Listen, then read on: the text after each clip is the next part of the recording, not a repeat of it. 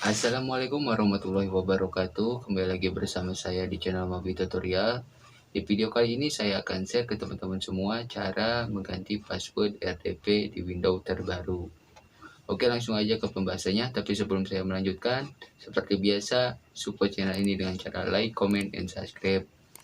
Terima kasih. Stay tune. Oke guys, sekarang saya sudah berada di halaman Remote Desktop Protocol yang disingkat dengan RDP. Oke guys, langsung aja kita ke pembahasan cara mengganti password RDP. Langkah pertama, kita klik tombol window yang ada di pojok kiri bawah. Klik setting. Pilih account. Pilih sign option. Pilih password. Change. Oke, masukkan password lama.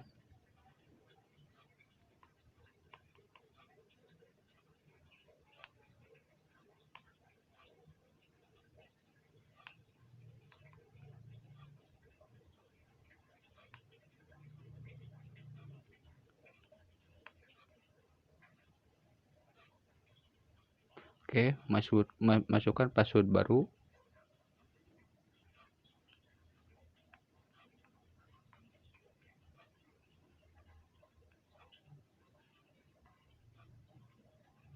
Oke, konfirmasi password.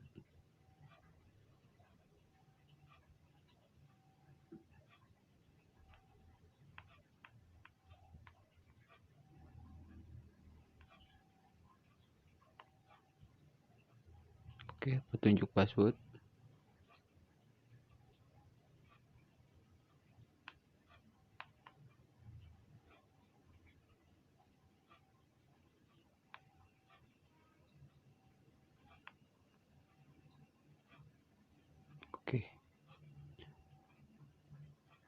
Oke, finish.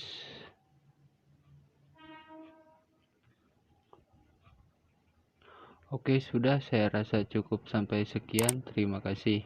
Mudah-mudahan bermanfaat. Salam Abi Tutorial.